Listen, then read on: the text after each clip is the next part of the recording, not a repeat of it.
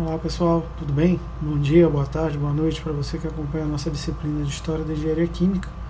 E hoje, na segunda aula da nossa disciplina, a gente vai continuar comentando sobre o que é Engenharia Química. Nessa aula, o meu objetivo principal é continuar explicando para vocês o que é a Engenharia Química, mas nós conversaremos não sobre os campos efetivos de atuação, que foi o conteúdo da aula passada. Aqui eu queria explicar a vocês a forma como nós atuamos dentro desses campos, ou seja, quais são as principais atividades dos engenheiros químicos dentro do principal campo de atuação desse profissional.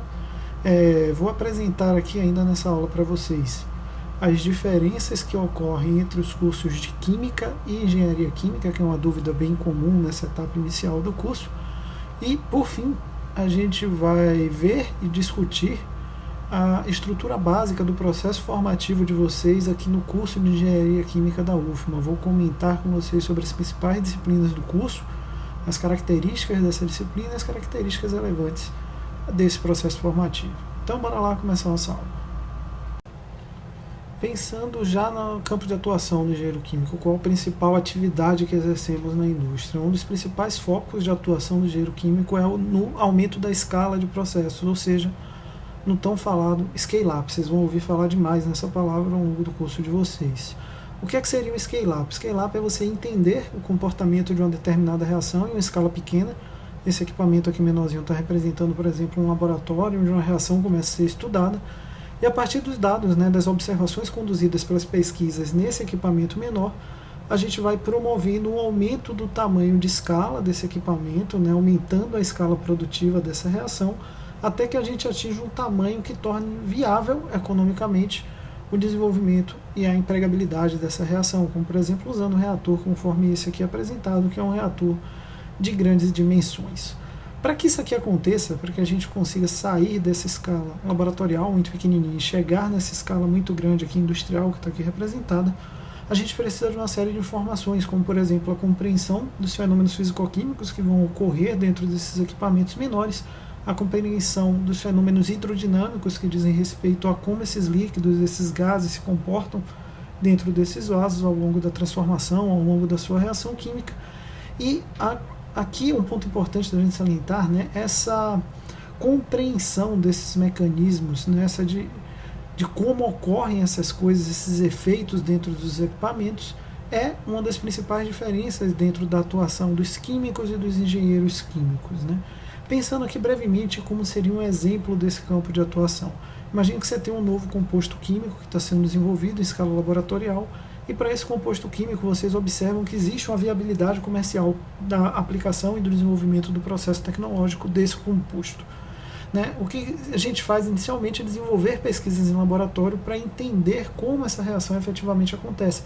Então a gente precisa aqui entender e compreender aspectos relacionados a quão rápido essa reação acontece, qual o mecanismo que leva à ocorrência dessa reação, e a partir desse ponto a gente passa a precisar cada vez mais do conhecimento, do know-how do engenheiro químico, porque a partir daqui a gente vai ter que viabilizar esse aumento de escala até que a gente chegue em reatores de grandes dimensões que viabilizem o aspecto técnico produtivo desse composto com aí uma rentabilidade comercial interessante. Pensando nesse aspecto, eu vou deixar aí passando para vocês um vídeo que apresenta o projeto e o desenvolvimento de um reator catalítico heterogêneo. Esse reator catalítico que está sendo aí apresentado é um reator utilizado na indústria de petróleo para promover a reação de craqueamento catalítico. Basicamente toda a indústria de refino de petróleo tem um reator de craqueamento catalítico dentro da sua estrutura. E eu estou deixando esse vídeo aí passando com o único objetivo de apresentar para vocês e trazer uma ideia da dimensão desses equipamentos, para que vocês vejam quão grande eles podem ser. Eles podem assumir tamanho até de estruturas do tamanho de prédios de 3, 4, 5 andares, são equipamentos, sim, muito grandes. E observem também a complexidade associada, por exemplo, a entender o que acontece com os líquidos, com os gases dentro desse equipamento, que é aquele aspecto que eu acabei de comentar com vocês aqui na escala menor, que a gente chama de hidrodinâmica desse tipo de equipamento, ou seja, como é que a gente vai entender como essas partículas se comportam ao longo da reação, ao longo da transformação.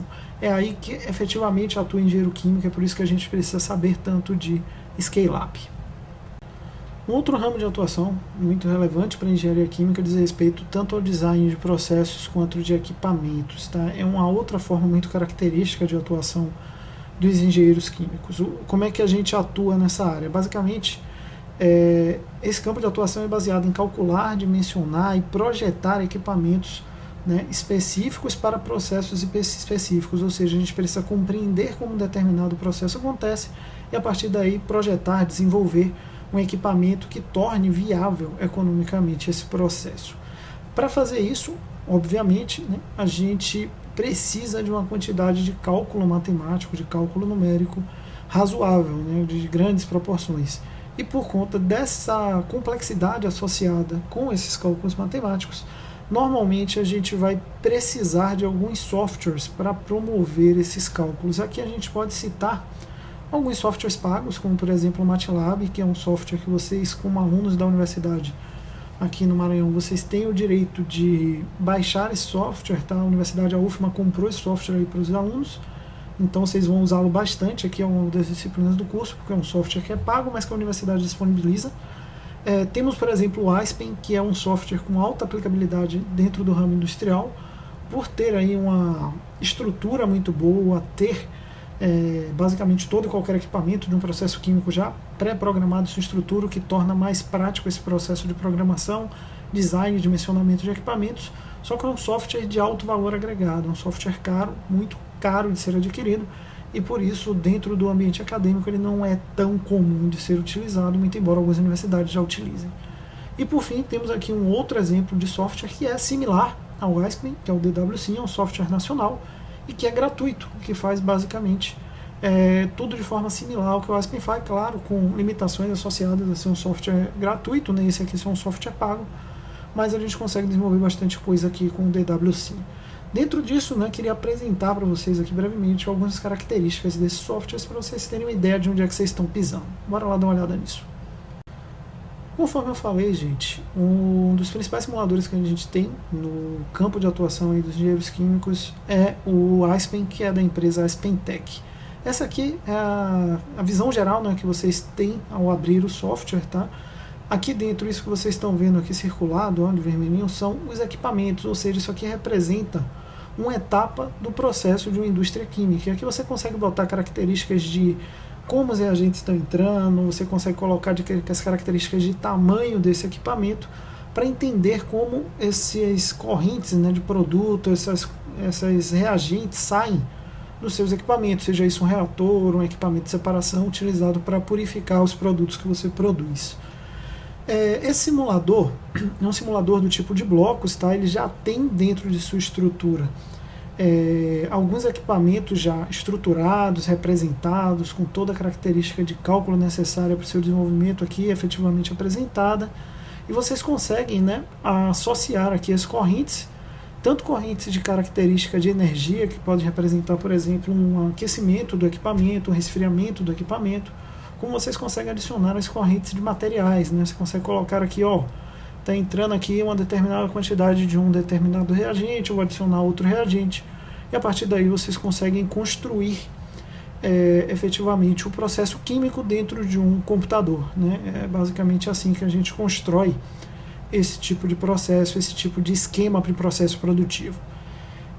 Como eu falei, esses softwares eles são comerciais, né? Eles são pagos, eles são muito caros, mas o investimento que a gente faz nesse tipo de software é muito, apesar de ser significativo, ele volta muito rápido para a gente, porque aqui a gente tem uma quantidade, né, de informações muito substancial. Tanto as empresas investem nisso aqui para melhorar os seus processos produtivos, como profissionais autônomos também investem nisso aqui para conseguir, né, operar e dimensionar aí equipamentos dentro de suas empresas aí de prestação de serviço.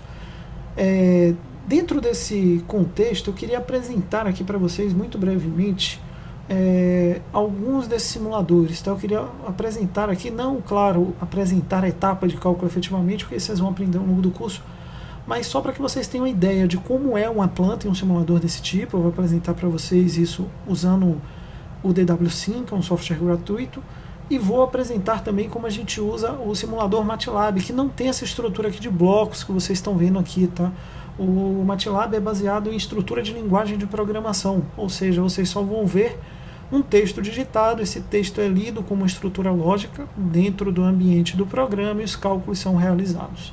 Então, vou apresentar aqui brevemente para vocês os dois, para vocês terem uma ideia do funcionamento deles e como, mais ou menos, de forma muito simples, a gente conseguiria usar isso dentro de aplicações de engenharia química. Bora dar uma olhada nesse material, então. Vamos lá, galera, para a parte do DW5 que eu tinha comentado com vocês. Quando vocês abrem o programa, essa é a cara que vocês vão ver, tá? Que a gente pode criar novos processos, criar novos compostos. E temos na aba ali de Samples, né, vários exemplos de processos já desenvolvidos aí por outros grupos de pesquisa, por outras universidades.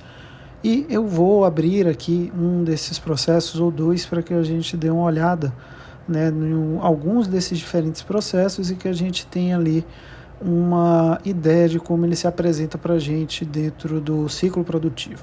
Eu estou abrindo esse arquivo, que é um arquivo de síntese de metanol usando dióxido de carbono e hidrogênio, que é uma reação aí de alto valor agregado, né, por consumir aí o dióxido de carbono, que é um dos gases causadores do efeito estufa.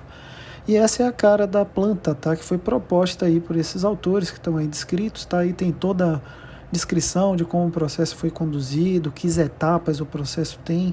Não quero entrar em exemplos específicos, porque aí temos informações que não condizem com a etapa de conhecimento que vocês têm ainda dentro do curso. Eu só quero que vocês dêem uma olhada geral em como o simulador se apresenta para vocês, tá? Vocês podem usar tanto a parte de planilhas, como de gráficos, como diagrama de blocos, que é essa parte que eu estou mostrando para vocês efetivamente. E aí vocês têm as diferentes etapas desse processo, os diferentes equipamentos utilizados para promover efetivamente essa transformação de monóxido, dióxido de carbono e hidrogênio em metanol. Ali você tem o equipamento reator, né, o equipamento reacional, que é um reator do tipo tubular, que a gente vai estudar na nossa disciplina, aí com maior riqueza, maior quantidade de detalhes lá para o 8º semestre do nosso curso. E clicando nele, vocês têm todas as condições de operação, tamanho de partícula utilizada, carga de catalisador, né, tudo está aí de informação. Vocês têm uma densidade de informação muito grande para efetivamente representar os diferentes equipamentos, como por exemplo agora a gente está vendo aí um separador empregado, né? Então a gente consegue ver aí toda a parte de equações e desenvolvimentos aplicada nesse tipo de desenvolvimento, que é um daqueles conhecimentos básicos ligados à engenharia química, que são conhecimentos que a gente precisa ter aí ao longo do processo formativo no curso. Aqui a gente tem outro exemplo de planta química aplicada no DW5. Essa é uma planta de produção de biodiesel a partir do óleo de dendê, né? E toda a descrição das etapas do processo produtivo estão aí apresentadas, né? Todas as etapas que eles desenvolveram efetivamente para conduzir o cálculo. E se a gente for para a parte de baixo dessa planta, dentro do software ainda DW5, a gente consegue olhar as diferentes etapas de condução da reação. Além da etapa inicial, a gente tem toda a parte de mistura do óleo vegetal com os demais reagentes, com a soda, com etanol, até que a gente tem efetivamente a alimentação da mistura reacional no reator, que é essa parte ali da reação de biodiesel apresentada, que está marcadinha ali em cinza, né? Temos toda a descrição do equipamento, o reator químico ali utilizado, tá? Toda a característica de tamanho, forma de operação do equipamento está ali descrita, exatamente como estava no processo anterior. A gente tem as características reacionais desse reator ali muito bem representadas. E depois dessa etapa de reação química propriamente dita, a gente consegue seguir, né, ao longo desse processo para as etapas de purificação de reação e para as etapas de adequação de produto. Então tudo que vocês estão vendo aí agora em cinzinha é a etapa de purificação, né, e a etapa de separação do etanol. Esse etanol separado ele é reciclado, ou seja, aquilo de etanol que não reage, ele volta ali para a parte superior para reagir novamente, né? Porque etanol é um reagente caro, a gente não quer jogar esse etanol fora. E ali, lá no finalzinho, nessa setinha que eu cliquei, a gente tem o produto biodiesel efetivamente sendo produzido, né? Que é o produto final que a gente espera obter a partir desse processo. Então, essa é a estrutura básica, tá, gente? De um simulador de blocos com aplicação direta aí na área de engenharia química.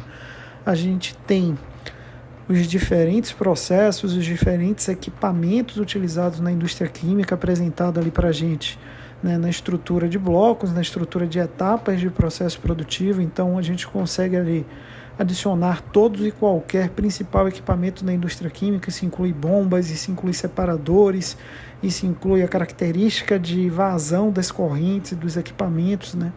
E a gente consegue também adicionar ali as correntes de energia, as correntes de material, tá? Então, é para isso que a gente usa, é assim que a gente dimensiona processos na atualidade, usando aí simuladores de processos químicos e a parte de simulação computacional para o entendimento da característica de processo.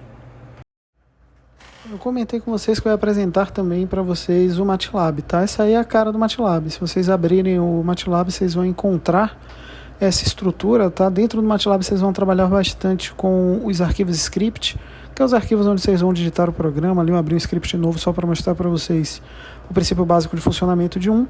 Mas o que eu quero mostrar aqui para vocês são programas que eu já tenho construídos, tá? Aqui esse primeiro programa é um programa que calcula uma transformação utilizando um enzima, tá?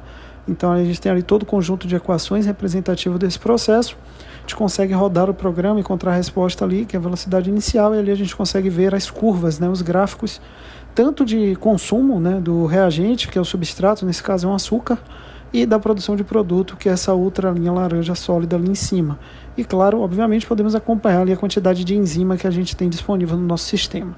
Se eu alterar a concentração de substrato usada ali inicialmente, eu coloquei uma concentração maior, estava em 3, eu passei para 10, a gente consegue observar esse efeito também no gráfico de resposta, tá? A gente consegue observar que a gente tem uma quantidade menor de enzima livre, de enzima disponível ali no nosso sistema, e aumentamos a quantidade de produto produzido. Se eu aumentar novamente, for para 20, vocês vão observar que a gente tem ainda uma quantidade menor, mais uma vez, de enzima disponível no meu sistema, né? A quantidade de enzima disponível vai ficando cada vez menor, claro, também por conta desse consumo, tá? Então a gente consegue ter uma ideia de como a reação acontece usando esse simulador, como vocês podem ver, é um simulador baseado em equações, né? A gente vê todas essas equações aí disponíveis ao longo da transformação.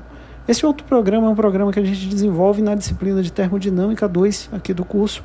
É um programa que baseado aí na importação de dados, ou seja, a gente pega dados da literatura para efetivamente calcular com esses dados o que acontece ao longo do contato entre dois componentes, tá? Esses componentes aí, nesse caso, são o álcool alílico e a acetonitrila, e aí a gente tem toda a parte energética desses componentes, que vocês vão aprender lá na disciplina, não se preocupe com isso agora, toda a parte composicional desses componentes nas duas fases que a gente tem aí em equilíbrio, que é o equilíbrio líquido-vapor, e aí efetivamente a curva de equilíbrio líquido-vapor, que vocês vão aprender ao longo das disciplinas como e para que vocês vão utilizar, né? Só para vocês terem uma ideia dos diferentes tipos de simuladores que a gente usa dentro de uma formação de engenharia química. Falando aqui já brevemente de um exemplo básico de atuação, eu queria comentar com vocês sobre um processo para que a gente tenha aí uma aplicabilidade melhor, né, de um entendimento acerca da compreensão do princípio de funcionamento de um processo químico. Eu conversei com vocês já que a produção de cerveja é um dos processos no qual o engenheiro químico pode atuar diretamente. A cerveja ela pode ser produzida em pequena escala, como por exemplo vocês podem usar pequenos equipamentos para produzir na própria casa de vocês, sem grandes dificuldades, tem cursos até na internet ensinando a fazer isso. O que você precisa basicamente é ter uma pequena compreensão das transformações, ou seja, das reações químicas que acontecem ao longo dos processos, o processo que leva a fermentação, a transformação do mosto até cerveja é um processo fermentativo, ou seja, você vai usar um micro-organismo para fazer isso, que é uma levedura, e isso é viável, você consegue produzir a sua própria cerveja em sua casa, só que você consegue comercializar essa cerveja, aí já é outra questão, você não consegue fazer um produto dentro dessa forma. Por que você não consegue? Porque você mesmo, enquanto consumidor, um dos seus principais interesses dentro da característica de um produto é o que a gente chama de reprodutibilidade, ou seja, se você comprar uma lata de Heineken, você quer que toda a lata de Heineken, uma cerveja Heineken, tenha exatamente o mesmo gosto, o mesmo sabor. Você não quer que a Heineken tenha gosto de Kaiser, que a Heineken tenha gosto de Skol, você quer que a Heineken tenha gosto de Heineken. Então, essa reprodutibilidade produtiva é uma característica que também vocês vão aprender aqui ao longo do curso, e é uma característica que torna viável uma empresa existir, porque ela é detentora daquele processo, ela entende como aquilo acontece e consegue reproduzir aquilo dentro de uma cadeia, dentro de uma escala produtiva de forma muito satisfatória. né? Os fenômenos que estão envolvidos nessa transformação, que vocês vão aprender a nomear como, por exemplo, fenômenos de transporte ao longo das disciplinas, né, são os condutores dessas etapas de transformação, dessas transições que acontecem na matéria até que a gente atinja o produto final. Como eu falei, o processo de produção de cerveja ele utiliza uma levedura, né, ou uma mistura de leveduras, isso depende de qual marca de cerveja que a gente está falando, né. Essa levedura são micro-organismos que consomem os açúcares presentes no material aqui do mosto, né, na cevada, no lúpulo, para a partir daí liberar álcool ao longo desse processo fermentativo, e assim a gente consegue produzir a cerveja. Para que essa levedura consiga, né, consumir esse açúcar e produzir o álcool, liberando assim todas as características de sabor, de aroma, etc., que levam à produção da nossa cerveja, a gente precisa de condições específicas, tá? E essas condições específicas dizem respeito, por exemplo, à temperatura, ao pH, a características que esse meio possui para que o micro-organismo se sinta à vontade para consumir ali o açúcar da melhor forma possível. Dentro dessas características, né, essa igualdade de condições produtivas é um dos papéis também do engenheiro químico aqui na indústria, que a gente consiga garantir essa reprodutibilidade produtiva, que a gente consiga fazer o produto ter a mesma cara sempre, né? Isso aí é o que garante a produção em larga escala e a viabilidade econômica desse tipo de processo, e é um fator agregado aí à qualidade desse tipo de processo. Eu vou deixar aí, né, enquanto a gente estava conversando já, um vídeo passando, e esse vídeo mostra o princípio básico de funcionamento de um fermentador ao longo de um processo produtivo de cerveja, para que vocês tenham uma ideia de como é que ele funciona, e vocês vão ter uma ideia muito razoável do entendimento disso que eu estou falando, de fermentação, de mosto, etc., enquanto vocês me vêm falando e observam esse vídeo. Conforme eu comentei, né, anteriormente, o entendimento necessário de características operacionais que vocês precisam para conduzir um processo produtivo de cerveja é das características que vocês vão aprender aqui no curso, é uma das etapas que vocês vão percorrer aqui no curso de Engenharia Química, tá? Eu não vou entrar no mérito específico de qual conhecimento vocês vão aprender aqui na disciplina, mas eu já quero familiarizar vocês com nomes de disciplinas que vocês vão se deparar aqui recorrentemente ao longo do curso, como, por exemplo, as disciplinas de operações unitárias, né, as disciplinas de fenômenos de transporte, as disciplinas de controle e instrumentação, a parte de cinética, de bioengenharia, de bioquímica, que vai capacitar vocês para conduzir um processo, por exemplo, de produção de cerveja de forma satisfatória, de forma reprodutível, né, para que você tenha a viabilidade comercial desse processo, né. Esses conhecimentos adquiridos nessas disciplinas é o que vai tornar vocês capazes de conduzir esse tipo de reação, esse tipo de transformação. Aqui eu queria trazer uma observação relevante para vocês. Observem que eu falei aqui muito sobre tarefas, né, que estão relacionadas com o desenvolvimento da nossa atividade, mas observem que essas tarefas elas estão um pouco ligadas ali com a área de química efetivamente, tá? A gente está falando bastante de compreensão de o que está ocorrendo no interior de um vaso, de um reator químico, né? Ou seja, como a transformação está acontecendo. A gente falou de deslocamento de partículas, a gente falou de válvula, de tubo, da parte de dimensionamento de equipamentos, né? Mas a gente não falou tanto assim, a gente precisa escrever a equação química desse processo, e está aqui um dos principais pontos de diferença entre engenharia química e química. Essa compreensão dessas etapas macro que viabilizam a aplicabilidade comercial de um determinado processo. Então, entendam que o químico é extremamente essencial e colabora diretamente em todo e qualquer processo produtivo que envolva uma transformação química, tá?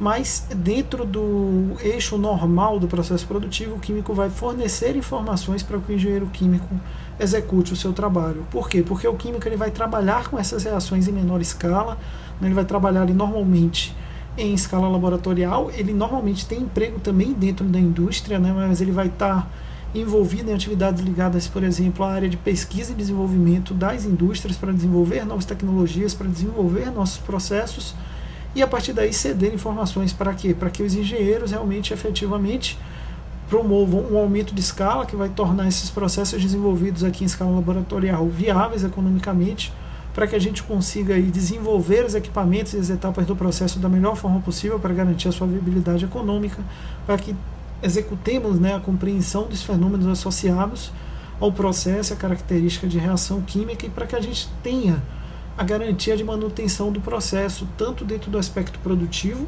para que seja um processo viável efetivamente do ponto de vista econômico, mas também que ele seja seguro, né, dentro do aspecto de operação, para que a gente não corra riscos quando a gente aumentar a escala dessa transformação.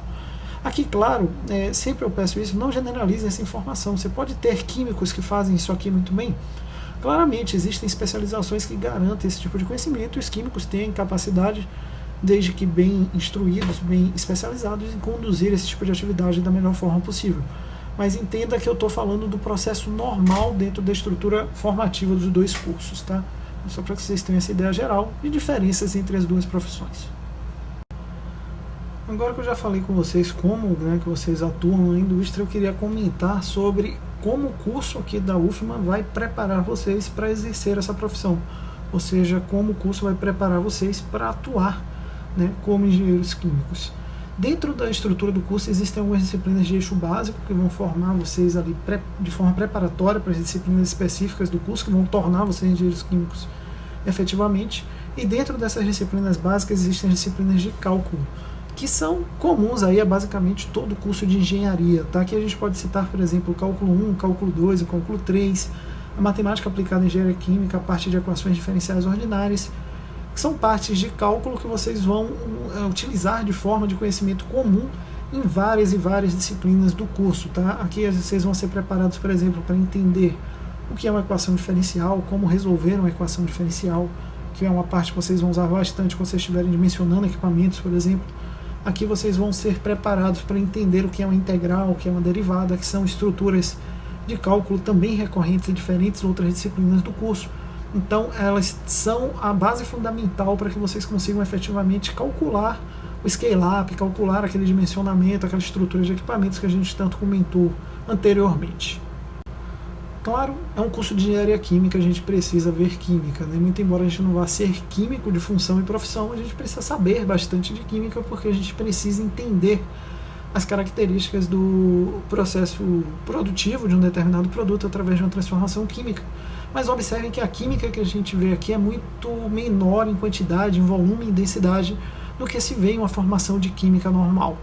Aqui vocês vão ter disciplinas de química geral, tanto teórica como prática, química orgânica, tanto teórica como prática, química analítica, tanto teórica como prática, parte de fisicoquímica e todos os laboratórios, obviamente, associados a essas disciplinas. Então a gente tem densidade de volume de conteúdo de química, mas ainda estamos muito distante da densidade de volume de conteúdo de um curso de química normal.